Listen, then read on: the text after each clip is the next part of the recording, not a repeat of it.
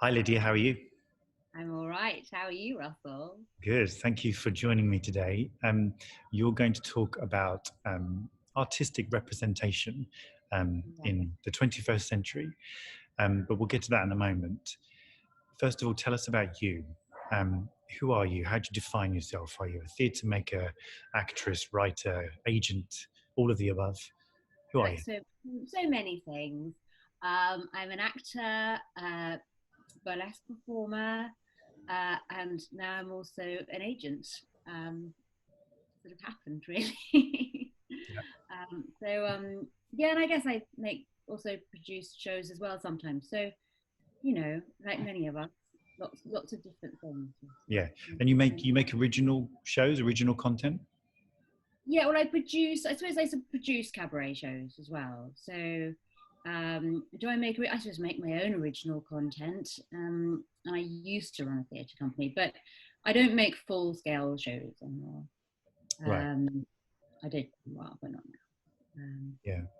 So you run an agency. What's that called? Called Victorious Management. Yeah. Um, it basically came about because I was looking for new representation myself. I had a very nice agent who used to actually manage Roger Moore, and I think that was maybe one of the reasons I signed with him. He had Roger everything, down to a Roger pen thing on his desk. So yeah, big fan of Roger. Anyway, so I loved him. It was very lovely, but I really wasn't getting any work. So I was doing the usual thing of doing the rounds and meeting various people. And I met this very young chap called Will Finnerty, and he had started his own agency. He only had a handful of clients. He'd been doing an internship actually at casting directors, and decided he wanted to work directly with talent. So he'd set it up, and we got talking, and I kind of felt because I'm getting on. I'm quite a lot older than him. It felt, it felt a bit weird for this very young guy to be representing me, even though I just thought it was great. He had so much drive. He was really, really ambitious, and I thought, oh gosh, he's great, but he's very young. And but we really liked each other. And we chatted more, and I come to this point in my career as an actor and burlesque performer where I had sort of second ADs coming to me, and directors as well coming to, particularly in film and television, looking for unusual talent. So whether it was like a sword swallow or a burlesque performer or something unusual, they would come to me because they knew I knew not everyone in this industry, but because I've been working in cabaret for the last and circus for the last almost 10 years now, I suppose, and sort of all around Europe, I sort of knew lots of performers, and so they were just coming directly to me, and I was recommending my friends, which is a lovely thing to do, but obviously not making any money out of it. So I had this idea of bringing talent like that to Will's agency, and so to kind of grow his agency with him. Right. Uh, So would you say that you spotted a gap in the market and it wasn't being provided for? yeah, kind of, because I don't know if there are. I'm sure there are other agents that do look after circus performers, I suppose, but actually, I suppose no one that really knows circus performers and cabaret performers as well as I do. As I'm sure those agents don't know. I don't know. I found that I could do things like I'd request a warm space for a contortionist, for example, because they would need that, on set to warm up. So I guess I sort of understood it more, perhaps more than the other agents did. So I guess that's why directors would come to me, because they knew that I kind of got it. And yeah, so it was a kind of a gap in the market, I suppose. And Yeah. and so it like And also the personal touch, because you're a performer as well. So you, like you say, you were able to pepper requests that some other agents may not be aware of, like you say, a warm room for a contortionist, etc. That's really interesting. So Then there's something else on Victoria's website, which I'd love you to tell us about. Something called the Actors Hub. Okay. Now, what is that? Why was that born? Because it sounds super interesting when we did our little prep interview. It was born because, mainly because I was getting fed up, repeating myself. Um, uh, Will would probably say something much nicer because he's kind of the good cop and I'm the mean one. So basically, we had to explain ourselves again and again and again with all sorts of different questions, and so we just had this idea. I mean, which we got it really going during lockdown because obviously there wasn't that much to do. That we wanted to create a kind of, well, two things really. Okay, so one side is like a help centre for all sorts of issues that practical issues that actors have that they might not learn about at drama school, and secondly, a sort of sense of community within the agency. So for the sort of help centre side, we created, I don't know how many tutorials all about things like self-taping. I was finding that a lot of particularly older actors who've been in the business for a long time, they've never been taught to self-tape. I mean, even some younger actors coming out of drama school, they haven't been taught that much about it, it turns out.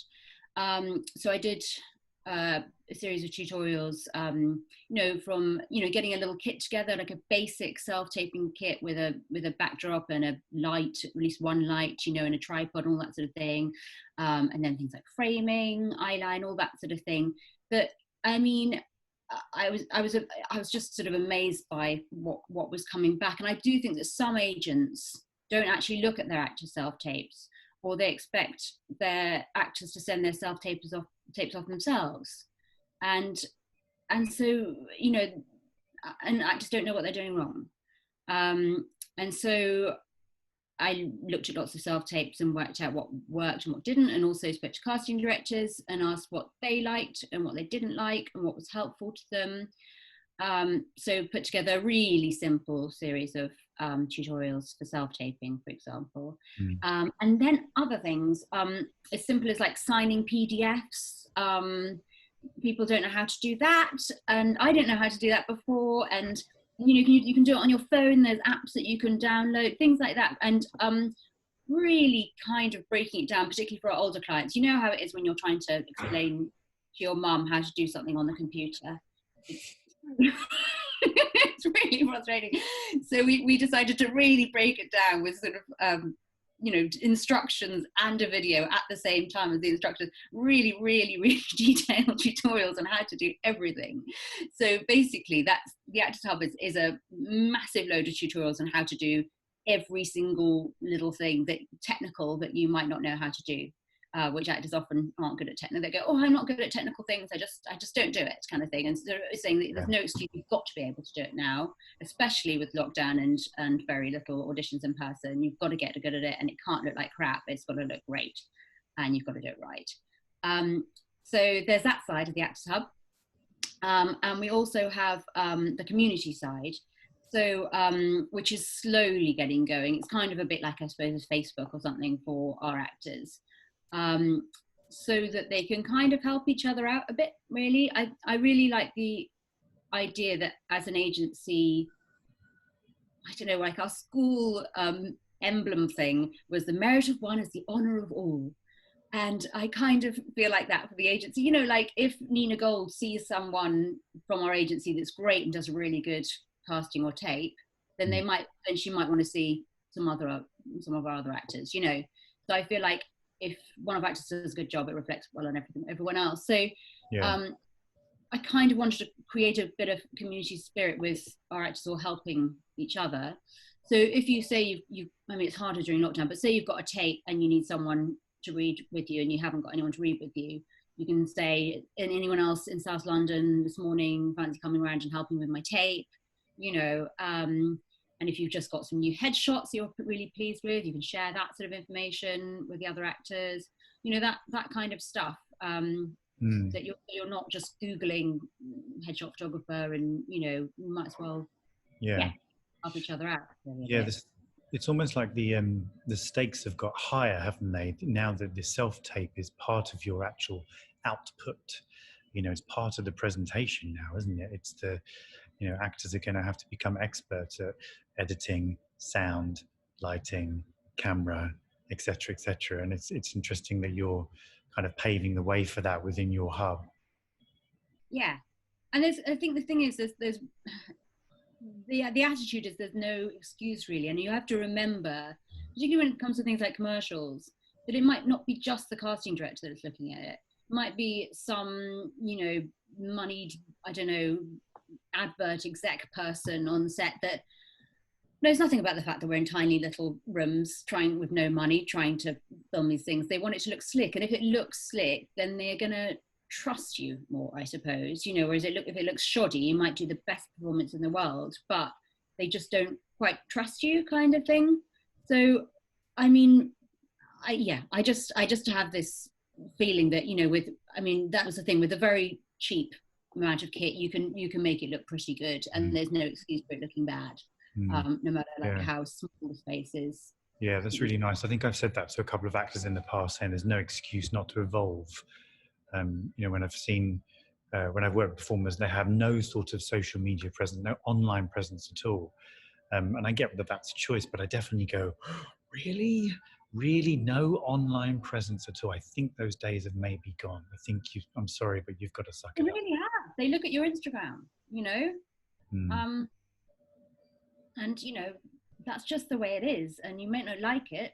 I'm not sure if I particularly like it, but it is what it is, and you have to kind of accept that that's the way things are going. Yeah. You may have answered this already in a roundabout way, but the last question I was going to ask you was, as you are an artist as well that performs, how does that affect your management style? I think it does a lot. I think yes.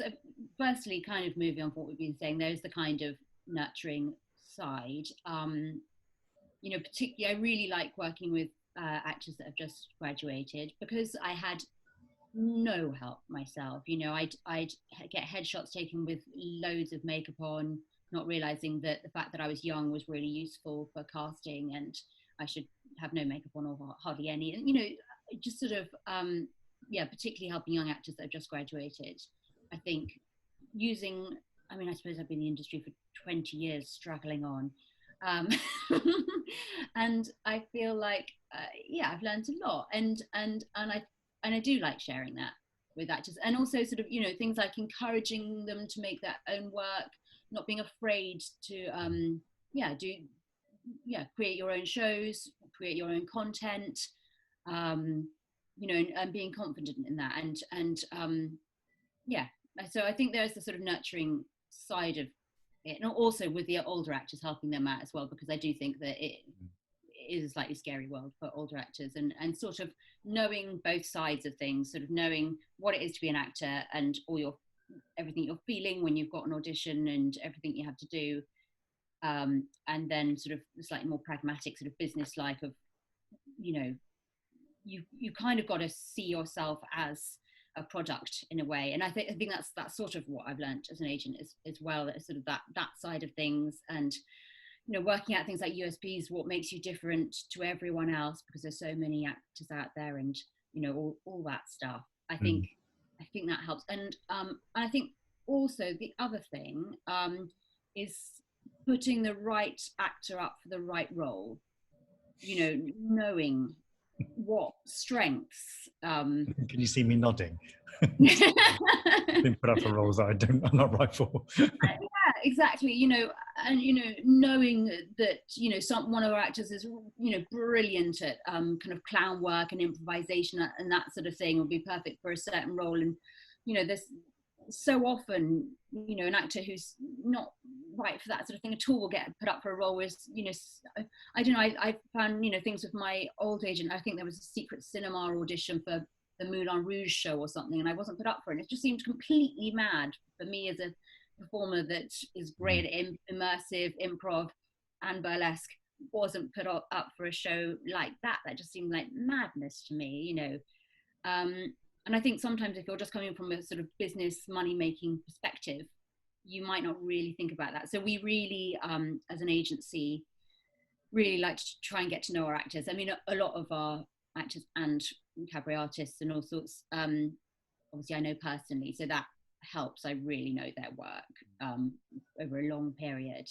But with other performers that we've, taken out, like met at their showcases and taken on, it's really getting to know them and what they enjoy doing as well. And yeah, making sure they're not doing anything that's wrong with them or they're not comfortable with. Yeah, it seems that it's the future as well. I think the more organic response to the industry is going to be the future, because when I think about, when I'm wearing my director's hat, I think the fact that also I'm a performer, I'm able to talk to the people I'm directing in a very different way. Not to say that there are directors who've never acted, because of course there are, but I think it seems, I forecast that the industry in the future will probably be occupied by more people who have performed, because why wouldn't you, react accordingly to your individual artist that's on your book? Because ultimately, if they did put you up for Moulin Rouge, you're more than likely going to get it, aren't you? That's the point. And then, ergo, they then get, some money as well. It's a strange little wall that seems to have appeared over the years of formality to the work that we make, but ultimately it's got to be broken down again, I think. Yeah, I think so. So a sort of holistic approach to agenting. Yeah, that's great. That's the title of your interview. That's amazing. Okay, cool. Thank you so much for all those thoughts. I'm going to put it up, and I will also put a link to your website at the bottom of this. Okay, so thank you, Lydia, so much for talking to us today. Pleasure. All right, bye.